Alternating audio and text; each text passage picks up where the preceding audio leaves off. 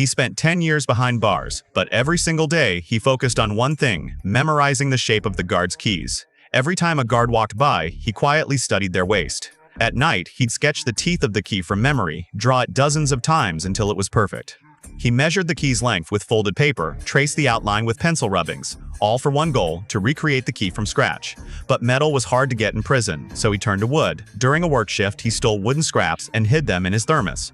Almost got caught. A guard came close to discovering it. Luckily, a friend knocked over tools to create a diversion. The plan worked. That night, he carved and sanded the wooden key with precision, glued it together, baked it under a lamp, and finally, gave it a try. Click. The first lock opened, but the second door? It could only be opened from the outside. It was a devastating setback. Still, he didn't give up. Night after night, he watched the guards, memorized their keys, and secretly built more. Weeks passed. He crafted over a dozen keys, testing them one by one during cleaning duties. Eventually, the second lock gave in too, but not without drama. One key got stuck and broke inside. A guard was approaching. Heart pounding, he pretended to clean. Somehow, he wasn't discovered. To turn the second lock from outside, he built a rotating device using a broomstick and a shaft. He even used chewing gum to retrieve a dropped key through the window. After that, he knew only one challenge remained: escape. At night, dressed in stolen uniforms, the trio unlocked door after door. Near the final gate, they hid in a storage room.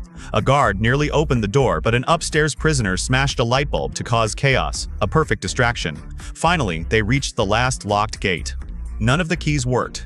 Just when all hope seemed lost, one of them grabbed a screwdriver and smashed the door open. They slipped outside, scanned the tower, used a mirror to watch the guards.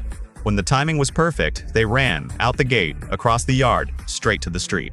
A prison warden even passed by, but didn't recognize them. They caught a taxi, and just like that, they were gone.